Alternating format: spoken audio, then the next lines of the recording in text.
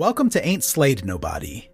This is an actual play podcast intended for adults, and may contain material that some people find disturbing.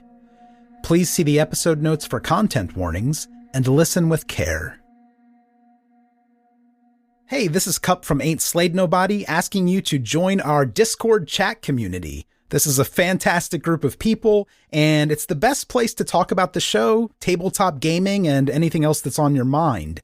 This is where we prefer to interact with fans. So head over to slade.me/discord and discuss the episode that you're listening to now. That's slade.me/discord. I'll see you there.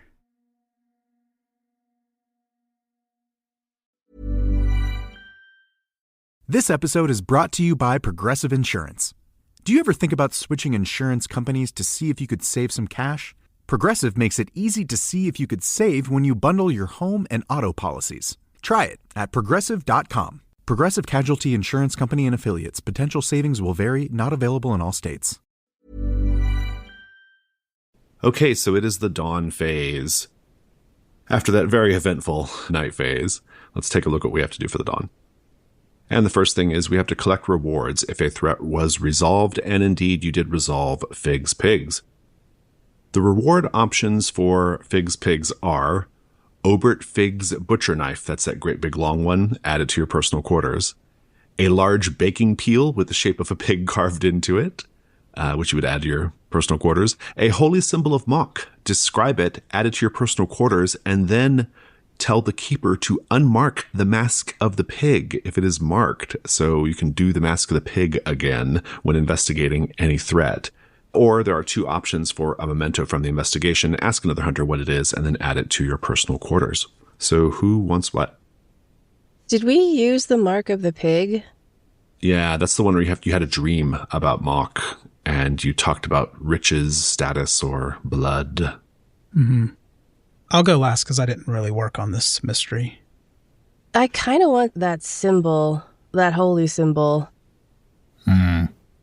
Yeah, I have a cult of the pig condition, so it feels very like... Yeah, it feels pretty appropriate, yeah. Well, the Mask of the Pig will be available again, and please describe the holy symbol of Monk. I kind of feel like masks are a recurring theme in here, so it would be... and especially animal masks, and I think that it would be nice for this holy symbol to be some sort of ceremonial ritual mask, basically. But it feels like it should be pretty rough-hewn, not ornate or pristine in any way, almost as if it was like hand-carved. Well, if you wanted to be really fucked up, how about if it's made out of tanned human skin just stitched together to look like a pig's face? Perfect. Yeah. Why wouldn't it be? Fantastic. Who wants to go next? I think Sebastian is going to have to take the knife, just for the symbolism of him having used a knife to kill Patrick. Him having the Fig family knife just seems appropriate. Now, a baking peel is what? It's the big wooden flat spatula that you put bread and pizzas into the oven with. Okay. I think Moyra will take the large baking peel because the only place she did investigate was like their kitchen and behind it. So I guess it makes sense that she just grabbed something else from there. All right. I will take a memento from the investigation. Scott was highly involved in that, so I'll ask Mr. Melmoth what fucked up thing I'm getting. How about just a pie tin? An ordinary, not sinister at all pie tin. I don't like it. There's something dark. Something in the undercurrent. Okay. I mean, I can't think of a better focus for your blood-based grotesque rituals, so, yeah.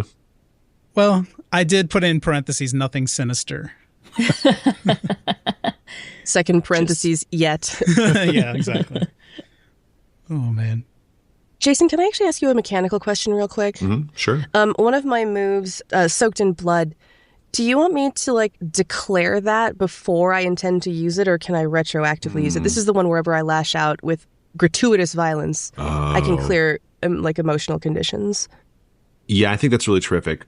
You did that last time on poor Mrs. Fig.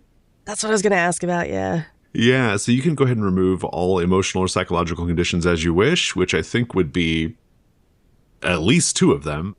Yeah. I was going to do bloodthirsty and freak the fuck out. Yeah. And then you also have to mark your hunt with an X when you do that. Yes. I was going to give you an X as well for just generally how the hunt of the figs went, because it was so bloody. Yeah. And even poor Patrick got dispatched in a pretty gruesome way. So yeah, I can do that. And also, you still have to narrate some Janus Mass stuff too, Ms. Archer. So if you're ready to do that, you'll be doing that, plus also maybe giving us some insight into the beast and how you're getting closer, if you're getting closer, and what particularly about the hunt of the figs is getting you closer to the beast. I would really like to know that. Okay. Let's keep going with our phase. Dawn questions. Well, first of all, did the hunters answer a capital Q question? Yes, you did. Did you resolve a threat? Yes, you did. So everyone's getting those first 2 XP. Echoes in the night. I think I heard echoes across the board last time. A couple of them were really, really quite on the nose. But that's okay. We love that. We love that and accept that here at the Between HQ. So everybody gets their XP there. But let's go to the individual ones. Mr. Melmoth, did you express a clear preference for the beautiful over the mundane? I think I did when going through the crime scene in the hotel and appreciating the artwork that Mr. Kessler had left behind. Oh, fantastic. I agree completely. Did you create an ornate, over-the-top erotic experience for someone else's pleasure? Yes, you did. D.I. Pettigrew may never look at Mrs. Pettigrew the same way ever again, I fear. Please go ahead and take that XP. Fantastic. Mr. Quiet, did you have a face-to-face encounter with a dark entity? Yes, the ghost in the wardrobe. And my own entities, right? We're always kind of hanging around. The face-to-face is the important part there, and I think it was the ghost, definitely, yeah. Did you perform a ritual? Definitely. Yeah, so I did that. I do have an unresolved mask. It's going to put the coven in play, so could be interesting. Good to know, actually. Thank you, yeah. Ms. Archer, did you tell someone why their plans were poorly made? No. Did you loudly curse the Archer name? Oddly, no. Yeah, you usually do a pretty good job of that. Ms. Innes, did you assert your independence or stand up for yourself? I don't think so. Did you discover something new and exciting about the surface world? I ticked it, and I'm really trying to figure out what it was. Was it the existence of a cat god? I think it was the cat god thing. Yeah, I think it was like the cats, yeah. I would also argue that you did kind of assert yourself in how strongly you were advocating for not killing Mr. Kessler. Oh, yeah.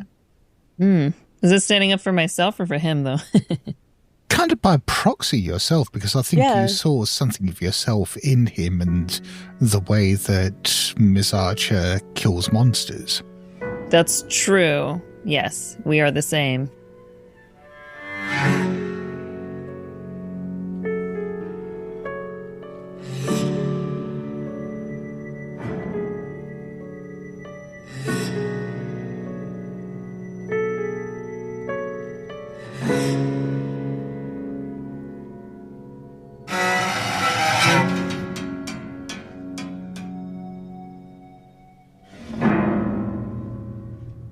And so that just leaves, if we have any active Janus Mask prompts, let's deal with the vessel first. So which is the Mask of the Future that brings the Coven into play? Yeah, I'm going to put the moss-covered gate into play, and I'm supposed to tell you that the Coven is in play, and you should immediately frame a scene showing that the Coven has arrived in London. Oh, boy, put me on the spot. Okay, great. Revenge. I've introduced a million covens. I'm not worried about it. On the same night that Mr. Melmoth is enjoying his cat and mouse game with D.I. Pettigrew, on the same night that the Selkie is enjoying her own cat interactions in the city, And Ms. Archer is defeating Mrs. Fig, and Mr. Quiet is doing whatever weird goth guy stuff Mr. Quiet does at night. A boat arrives in London, very similar to the Demeter. This boat arrives sort of just slowly guides itself into port. The people on the pier who are ready to take in the lines, they are shocked when they don't need to. The boat just sort of comes to a stop on its own. A very strange situation. The boat sits there for several hours. The harbor master, completely confused about what should happen here. What should they do? Who is this? Is this a plague ship? Like, what's going on here? Finally, they work up the nerve to scramble onto the deck. The harbor master and a young colleague of his, they go down below decks. And the first thing they're aware of is the smell. It is the smell of ash, of burning hair, but also of piss and excrement and just filth. And then they feel underneath their boots a wetness, a squishiness, something slimy underfoot. And then they see bulkheads covered in dark marks made with charcoal carved into the wood, smeared symbols, runes, pentagrams, all manner of deviltry.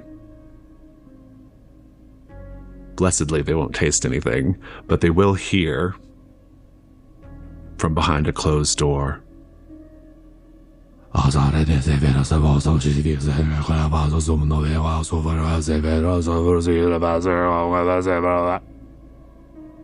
They run. They attempt to scramble their way up, back to the top deck. They don't know what the hell's going on, but they don't want any part of it. The young man never even makes it to the top of the deck, and the harbor master is too much of a coward to turn back and try to rescue him. We just hear that young man scream. The harbor master tries to jump off of the deck onto the pier, and when he lands, someone runs up to him and says, "What did you see? What did you see? What's going on?" And before he can speak what he saw, his tongue falls out of his mouth and lands on the pier. His eyes begin to pulp in the socket and dribble down his cheeks. And he just dies bleeding and weeping. That's the introduction of the coven.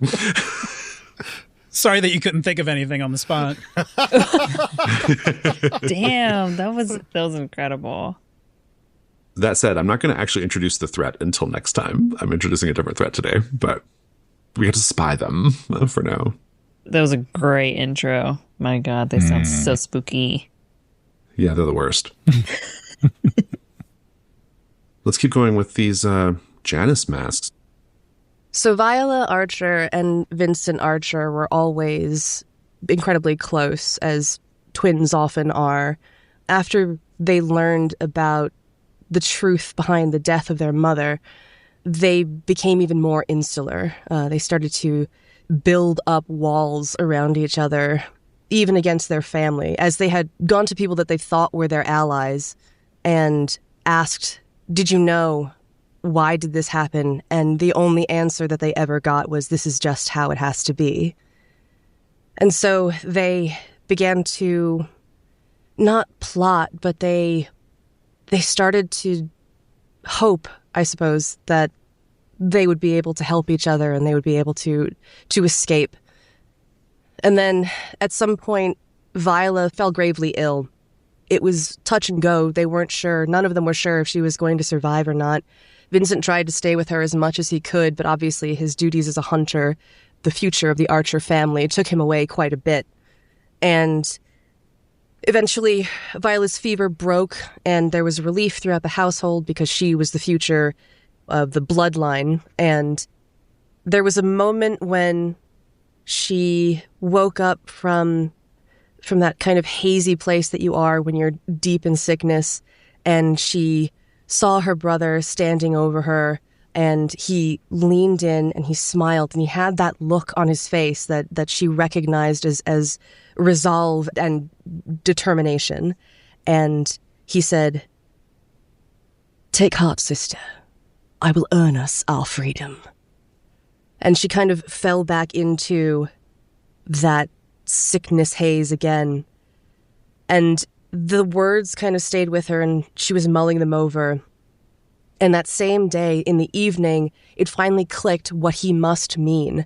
And even though she was still exhausted and just depleted from being sick for so long and being in bed for so long, she ran out of bed. She ran out of the house. She had to find him. She used all of the training that he had been sharing with her in secret, because that was definitely not allowed, to try to divine basically where he could be in the city, and searched for what felt like ages until she finally found him as the beast in its true form, which is this almost coalesced, smoky shadow form, was perched atop him, just shredding him, ripping him to pieces, shredding his skin to ribbons, dismembering him.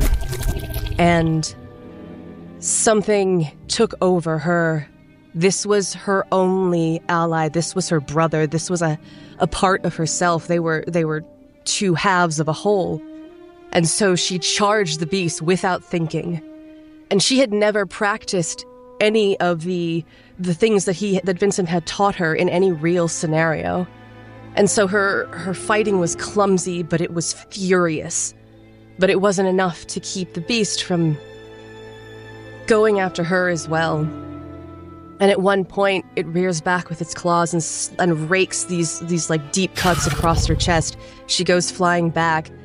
She's still sick. Now she's bleeding out, and her vision is fading. She's dying on the ground, and she starts to hear shouts and voices of her family members coming to her rescue. The other active hunters chase this beast off, collect her up. She loses consciousness. She can't remember a thing. She wakes up randomly as she's recovering, again back in this sickbed where she's been for so long, now without Vincent able to come to her side at all. She's deep in grief, and she's only picking up pieces of conversation that are happening around her. Never been done. Don't have an heir. How could we think to do this? Eventually, she wakes up and she sees her grandmother sitting in the chair beside her bed. Her back is ramrod straight. She's just this very elegant, put-together woman, and she's staring intently at Viola. And she just asks, "What would you do to avenge your brother?" And without missing a beat, Viola says, "Whatever it takes." And her grandmother nods.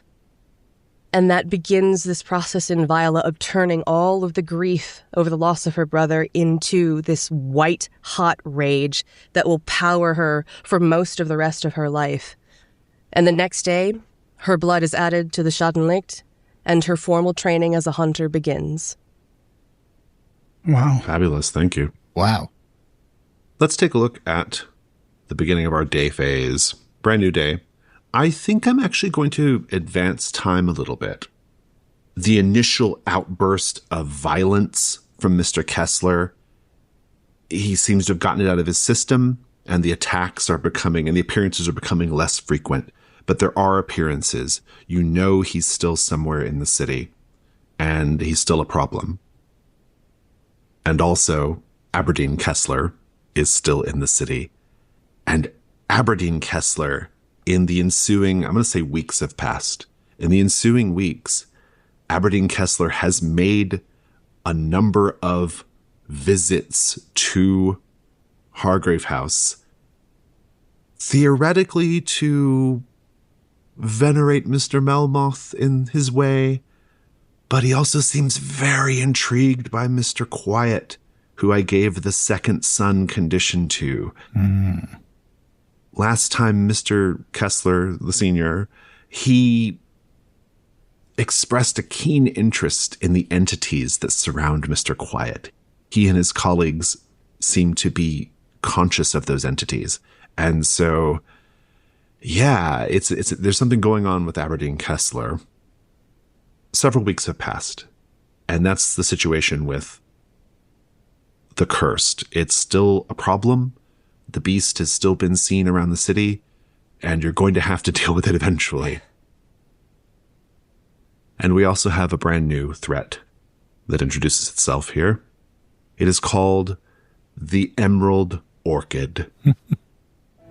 It's the talk of the town this season. Anyone hoping to be noticed, and more importantly, remembered, knows that emeralds are all the rage. Not those sparkly baubles on display at the jewelers, but living emeralds in the form of dazzling jewel-petaled orchids. An anonymous cultivator of rare and exotic plants has obtained and reproduced a genuine emerald orchid, its unearthly coloration achieved without any artificial methods. This stunning iridescent specimen evokes the brilliant green hues of jewel beetles from the tropics. Anyone who can afford it has added an emerald orchid to their mantelpiece or sent one as a lavish gift, in one case even offering a particularly vibrant specimen in place of an engagement ring. It seems that half the city is caught up in the craze. This does not explain some of the more bizarre behaviors on the rise, however. Sleepwalking members of the upper class awakening from scandalous acts they wouldn't dare be caught up in, ordinarily rational members of society abandoning their work for an obsession with gardening, and avant-garde artists rambling about the esoteric nature of some new color. Even friends and acquaintances of Hargrave House have been affected. Mr. Melmoth, D.I. Pettigrew, shows up just to check in on Hargrave House one day. And he is bearing a gift. A potted orchid of exquisite jeweled green hue displayed under an elegant glass cloche. He says, "I haven't stopped thinking of you since our last meeting, Mr. Melmoth. I've discovered the most beautiful thing in all the world." The second most beautiful thing, I think. Yes, indeed. And I want you to have it. You can put that emerald orchid in your personal quarters. Marvelous. But also tell me, how can you tell the orchid is animated by a malevolent intelligence which seeks to spread to new hosts, and that D.I. Pettigrew is under its control? It's as simple as the fact that D.I. Pettigrew used to have brown eyes. Now, for some reason, his eyes are green. Well, questions and opportunities. You have 3 questions here with 3 different opportunities. All of them are just different ways of resolving the threat. The first is, who has been reproducing the orchid and how can it be stopped from spreading? It's a complexity 4 question, the easiest of the questions. It has perhaps the more difficult of the resolutions, though, which is to resolve the threat by seeking out and destroying the original malevolent orchid from which the others were grown. Alternatively, how is the orchid controlling its hosts, and how can these effects be cured? It's a complexity 6.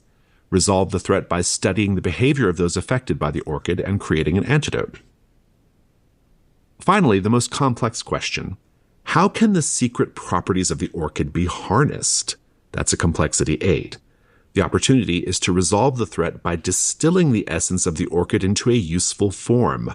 Hargrave House gains access to the new move, Visions of Verdigris. You also have access to an aspect of the Janus mask called the Mask of the Emerald. Each hunter narrates a flashback to a time when they experienced freedom from the confines of their body and mind. And so, that is your new threat. And out of character, we know that the Coven awaits in the wings. That is the nastiest threat in the game. So we'll have this little fun flower one for a minute, and then we get to them. Wow, thanks, Cup. Yeah, you're welcome, everybody. Yeah, the Coven is the one where we start possibly losing characters are a really hard threat. Nice. Enjoy the Cursed and the Coven. That's the least I can do. Exactly. Cup just unleashing all the bad threats. So, let's pick up with this day phase and see what everybody wants to do. I know everyone had expressed an interest in doing some vulnerable moves to clear some conditions and to just have the group back together in general. I'm like full up on conditions. Yeah, everybody else is actually okay, but Mazinnis does have quite a few. So, I can get rid of one of my conditions even if we're doing someone else's vice. Yeah, as long as you're both in the scene. Like, the two hunters in the scene both get to clear a condition if they can justify it in the narration. Okay, great. Let me just look at everyone else's vices while you guys go ahead and I'll take a look at what's here, unless you have ideas as well. Oh my God, Edward, quiet. Well, yeah, I was going to say, I don't know if anyone actually wants to be involved in this, but I think Edward's plan is to, well, the entities that surround him are insatiable, and he usually doesn't like give himself up completely to them. But I think in an attempt to kind of enter the between, this area that's kind of in between worlds, he's going to let the entities make love to him. And it also feels good, right? During coffee, or what is that happening, Mr. Quiet? No, this is happening loudly in Edward's quarters at Hargrave House. Very good. Maybe Moyra could be involved in more of like a voyeuristic sense. Oh, I like that. Yeah. Like she's like transfixed by what's happening and has never seen this before. I'm trying to figure out how that's going to help me, but... Let me look at your conditions. I think it's going to be disturbing to Moyra because you're only seeing, I think, Mr. Quiet. And he's nude at first on the bed, but then he's levitating and he is contorting. And it looks like he's in pain, but then it kind of shifts into pleasure. So I think you're seeing a lot of different animated faces from Mr. Quiet and hearing sounds that don't even seem like they're coming from him. Maybe it's just, that like relative sort of feeling when you're like, oh, I don't have it so bad as far as like being displaced. Maybe literally watching Mr. Quiet be like contorted and moved and manipulated in every which way, seemingly in an enjoyable way. I don't know.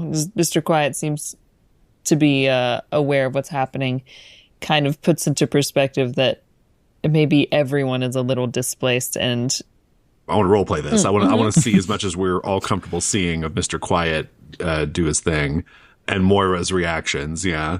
If you wanted a follow-up scene just for contrast in which you get to clear another one, then Sebastian will very happily take you to one of his trips to the morgue with his camera.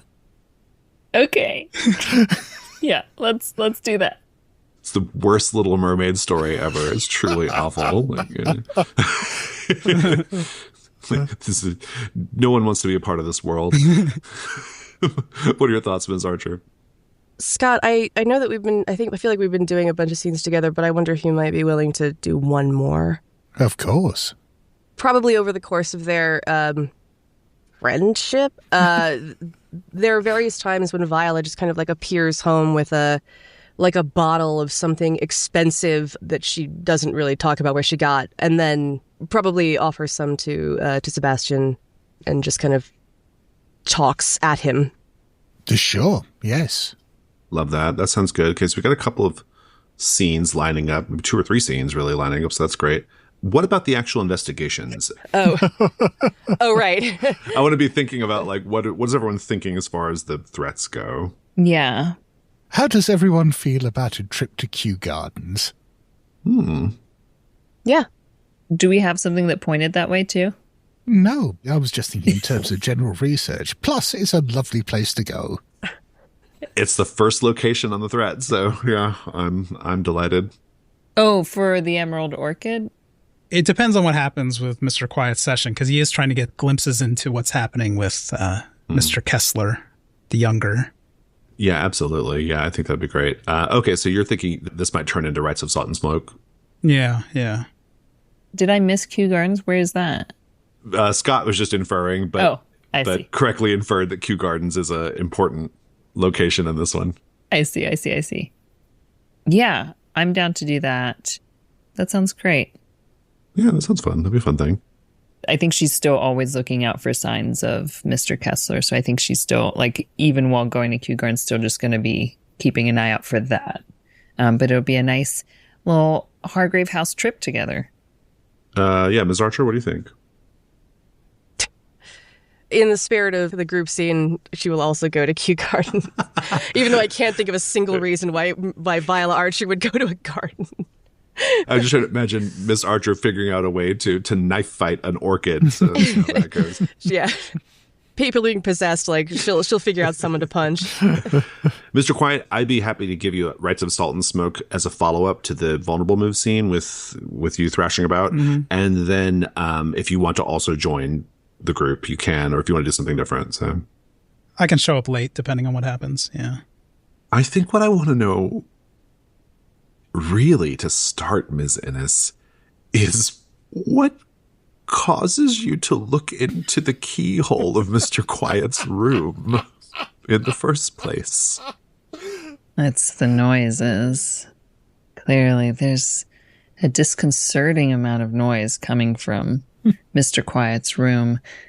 And Moyra is, by nature, an empathetic being. You know, she's not sure. Is he in pain? Is he hurting? Does he need help? There's all sorts of sounds. And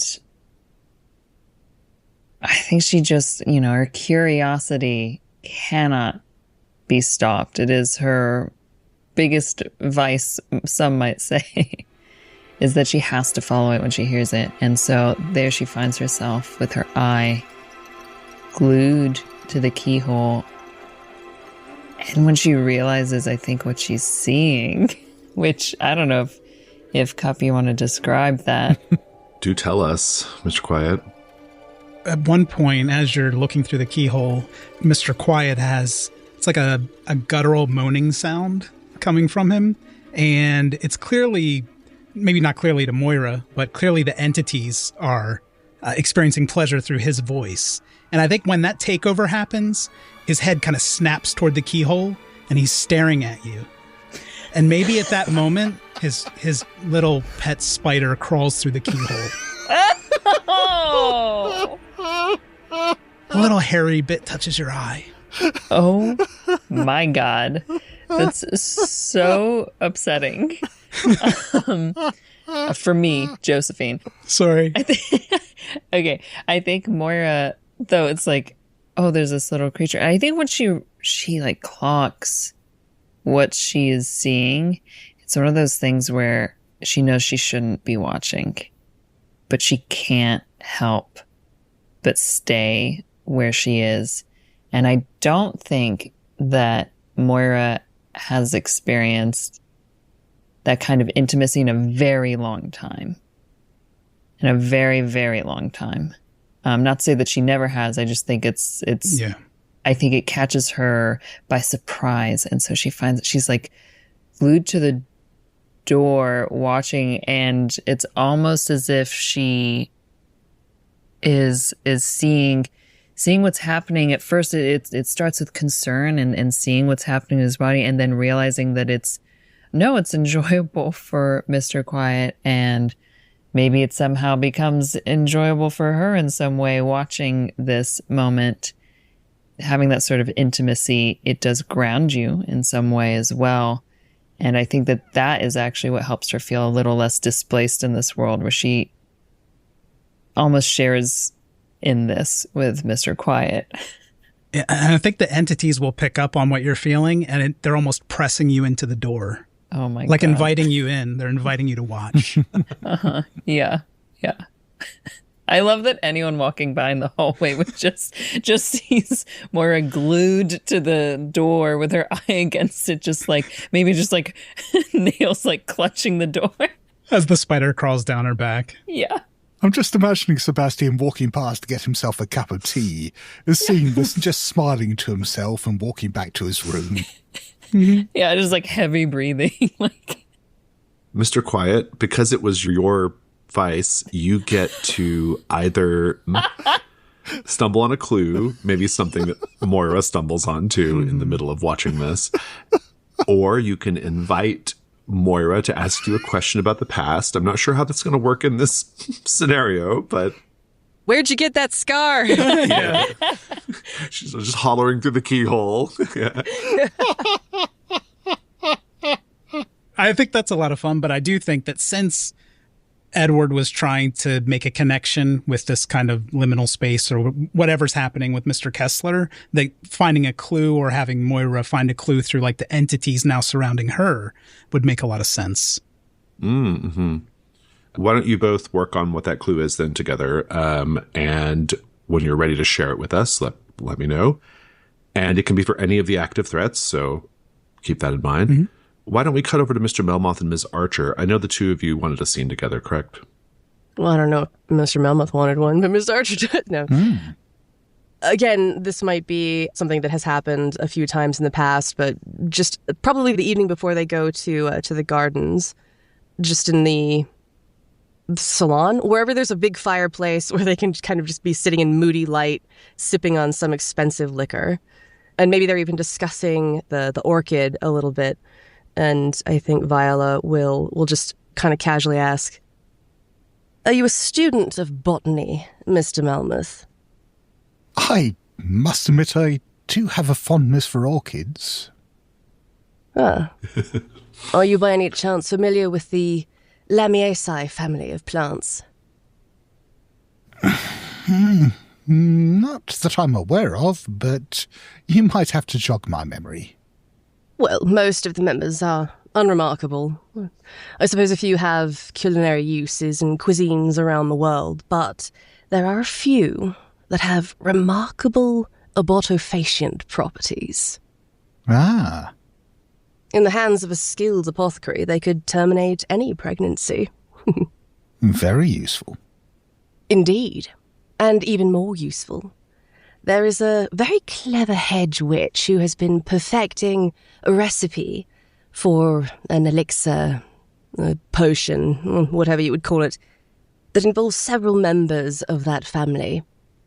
And in addition to being able to terminate the pregnancy, it also renders the consumer, either male or female, which is quite remarkable as well, completely infertile. Yes, I can certainly understand the appeal of that.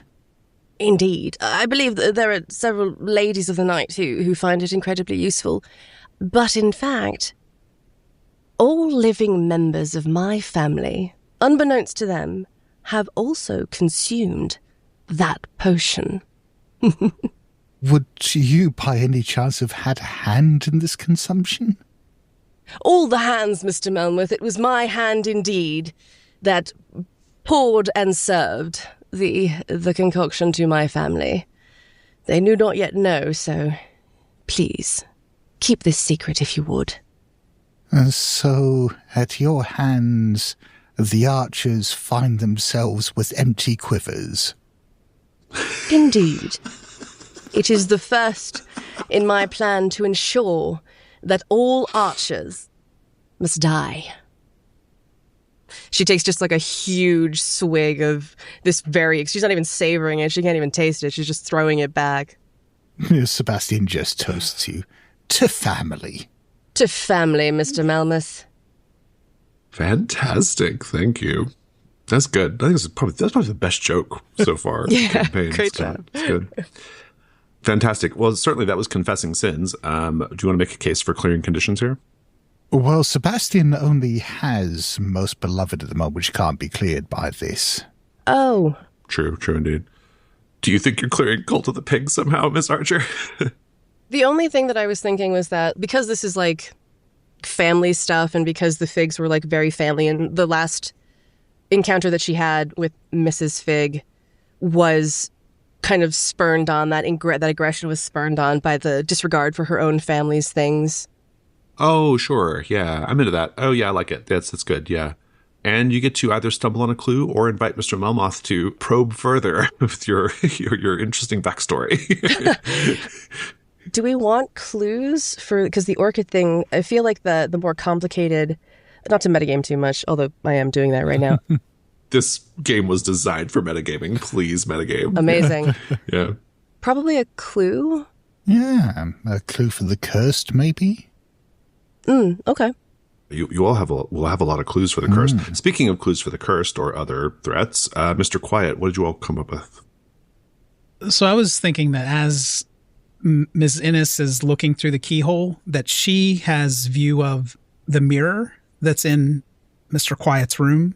And in the mirror, kind of during the throes of all of this, she sees Roland. She sees Mr. Kessler, and he's kind of flickering in and out of his werewolf form. Oh my God. I love it. Wait, is that our clue? Yeah, so we can interpret that however we want. Like, did it stay longer in one form or end in one form? But I think we can wait until we do the solution to figure that part out. Yeah. Just the kind of flickering of the forms. Yeah, because we had mentioned that Moyra is marked by the cursed, and yeah, maybe that somehow activates something, yeah. Okay. Fantastic. I love that. Scott and Nick, you both are entitled to create a clue as well. Yeah, that gives us 6 for a complexity 4 thing. So I wonder actually if it might be better to make one for the Emerald Orchid. There's a follow-on question, so you can't have too many, really. Great. Then I'll think about the cursed. I was going to suggest, as we're talking about family and secrets, considering that Kessler Sr. is now a member of Sebastian's cult, then maybe there's some family gossip that Sebastian can share in return. I think it's great, yeah, and because we've talked about how Aberdeen Kessler has come by a number of times in the ensuing weeks, so, yeah. Do you have a thought about what the gossip could be? None at all. I feel like I'm already leaning towards the solution without consulting, so I don't want to press too hard on this, but... No, go for it. Something that implies there's like an amount of agency that the family actually does have in the curse, and how it like manifests, and if like whether or not it's on or off, I guess. I'd like to suggest that maybe in the ensuing weeks that Mr. Kessler and his colleagues, his cowled colleagues, have been in London, and because they're also kind of like fully in the thrall of Mr. Melmoth and incredibly obsessed with Mr. Quiet all of a sudden, they're a little bit like Julius. They've almost moved in. They haven't quite not that level yet, but they're around a lot. And I think to kind of play off what the two of you are talking about, I think it might be interesting if Aberdeen Kessler reveals that this curse is something that it's a program of some sort. It's an experiment of some sort. It's something that they actively work on, something like that. It's suggested that it's not just like some random occurrence, right? Yeah. At some point, I think Viola's walking around the house and all these people, all right, no more housemates. All right, everyone, no one new. This is too much. I do feel vaguely guilty that Sebastian is now responsible for the household having grown to a haunted doll, a vampire, and now a cult. Well, and also, Julius has his own cult, too. Oh, yes. He's got his weird little sunmask guys. Yeah, but at least they're helping out around the house, They're like dusting and stuff, Yeah, that's great. Yeah, if you want to put a more fanciful spin on that, Mr. Melmoth, I'd love that. Oh, yes, speaking of family, I suppose I've had some interesting conversations about family with Mr. Kessler recently. He is a much more interesting character than I first gave him credit for. I did resent his intrusion into our little organization to begin with, but he does have some fascinating stories, and Did you know that Mr. Kessler's condition is perhaps not so much a curse, or at least not a curse as we might think of it, and they see it more as a boon, something that they've sought out. I don't think our Mr. Kessler Jr., would quite see it that way, and I don't think most of the people he's devoured would, but still, I find myself compelled by this. I think it would be interesting to see things from Mr. Kessler Sr.'s viewpoint. As soon as you introduce the idea that the family had done this to Roland, Viola she basically shuts down. She is now stone cold sober, it seems. She doesn't say a word. She just kind of heavily puts the glass that she was holding down. She stands up and she walks out of the room. Well, I suppose I'll finish this brandy by myself then. Fantastic. Were we going to have the mortuary photography scene? Is that still happening? Let's do it. So we frame up to a little later in the morning or perhaps early in the afternoon. Mr. Melmoth, what's happening? Yes, there is this mortuary that we've seen a couple of times that Sebastian goes to. He just casually invites Moyra to go with him. Miss Innes, I understand that you are interested in learning more about, how have you put it, the surface world? I am. There are certain aspects of life in London that I personally find quite fascinating.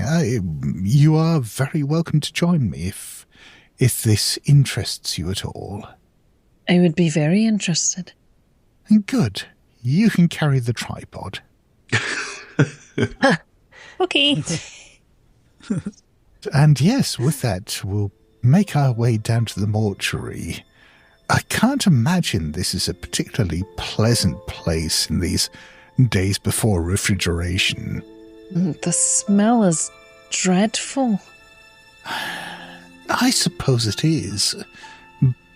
But don't you find that these repellent aspects, these signs of decay and dissolution, are part of life itself, not only in the way that they remind us of at the end of life and what awaits, I was about to say what awaits us all, but certainly what awaits most of us. But also that they provide a much-needed balance to our sense of what is beautiful and pleasing in this world, that without the truly repellent, without these foul odours, would we really be able to appreciate the scent of an orchid? Well, that's an awfully beautiful way of looking at it. You're right, Mr. Melmoth. I hadn't thought of it that way. In the ocean and the waters, we don't have to worry about such smells unless we go to the surface, unless we are ashore. That's what I prefer, but maybe if I always stayed there, then I wouldn't get to smell the beautiful scents, as you say, the orchids between it all. But tell me, what is it that you do with these bodies? I simply photograph them, I document them and the changes they go through, and... So in a way, you're immortalizing them. That, my dear Miss Innes, is a very perceptive way of putting it. May I? And she's approaching, I guess, one of the bodies to get a little closer, seeing if you, I don't know, allow her the space. She doesn't know the rules of this space. No. Sebastian is there just angling the camera and setting up another flash. And she's sort of getting very close to the bodies and inspecting them and looking at different ones, and almost reaches out and kind of touches the skin of them and sees like how it's attached. it's there. It's interesting. The human body is so limited at times, don't you think? Yes, but not without its wonders. There is that moment, don't you find, between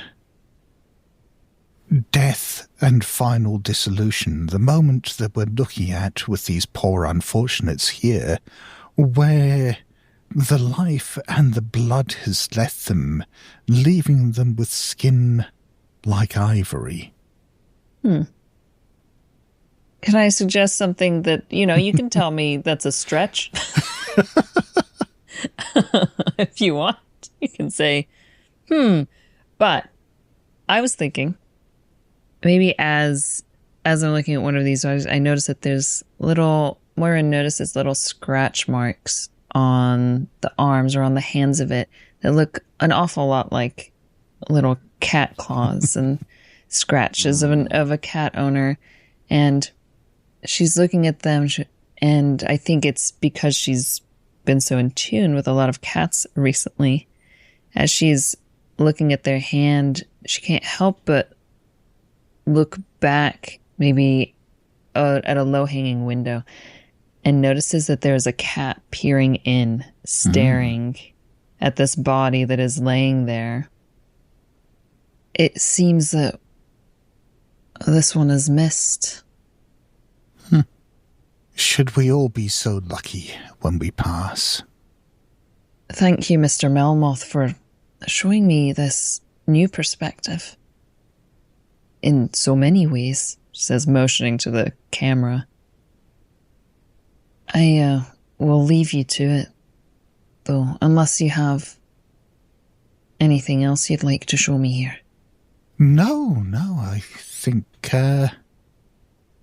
think I am happy in taking a few more photographs, and then I shall come and join you. I apologize for making you perhaps a little more of a monster than you may be in my mind. And I appreciate you showing me this side. Miss Innes, never forget what I am. That's a great end of the scene. I would love for Moyra to go home with that cat. Sure. I love that. Yeah, I think that'd be great. You can name it and add it to your personal quarters. Great. Do you think I can remove marked by feral cats? Yeah, absolutely. Yeah. Can we do a roll to see how the cat gets along with the beagle? Wait, who's got the beagle? I've already forgot about the beagle. I think last time I said it's Edward's. Because we hadn't named it. So it's Cordelia the beagle. That's right. Oh, yeah, because we were talking about a beagle howling in Hargrave House. Yeah. Compared to a cat and a beagle living under one roof, having two cults there is nothing. It's nothing. Yeah. Okay, the cat's name is Maury. Fantastic. Mr. Melmoth, because it was your vice, you get to either stumble on a clue or you can invite Ms. Innes to ask you a question about the past. I think stumbling on a clue. Well, actually, no, I'll open it up. If Josephine wants to go for the question, I'll quite happily do that. Or we could go for a clue. I'm happy either way. You definitely gave her an entree with the "don't ever forget who I am" thing, right? Yeah. So be thinking of your question, and we'll come back. Mr. Quiet, I do want to give you a chance to do Rites of Salt and Smoke, which is what you were doing while being voyeured. Let's read this move. This is the core move of the Vessel Playbook. You are skilled at contacting dark entities in order to perform magical rituals. Choose what kinds of offerings they require. You've chosen blood sacrifice. When you give such offerings to the dark entities, you can roll a sensitivity. What does the sacrifice look like in this case? So are you saying that it's happening during like what Moyra was watching? Whatever you want. That's what I thought you were angling for, but it could be afterwards too. That's fine as well. Yeah, I'm just trying to think in terms of like selecting the right animal. Maybe what Moyra sees kind of at the end, this is way after like the spider crawled out of the keyhole, is that Mr. Quiet's bed actually is littered with dead snakes. Like just everywhere over the sheets, just a bloody mess. And what he's trying to do is use these snakes to deepen his connection to this other side. And, he's kind of using it too to figure out like what he should be doing, because a lot of haruspicy is figuring out directionally what's happening, based on like the celestial bodies, what's happening in the world, what's the mood, what are the locations that I should be attuned to. I love it. Why don't you go ahead and roll with sensitivity and see how it goes? It's like if a Pentecost, was involved with sex with dark entities. I love it. All right. Let me roll. My sensitivity must be decent. In my mind, Viola's running around like complaining about all the people, and then now the cat and the frickin' beagle are fighting, and then she picks up, whose dead snakes are these?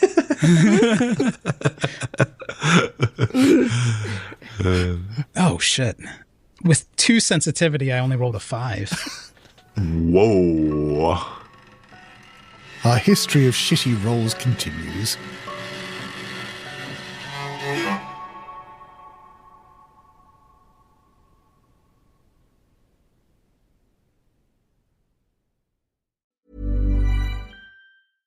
This episode is brought to you by Progressive Insurance.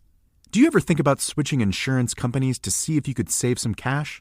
Progressive makes it easy to see if you could save when you bundle your home and auto policies. Try it at Progressive.com. Progressive Casualty Insurance Company and Affiliates. Potential savings will vary. Not available in all states.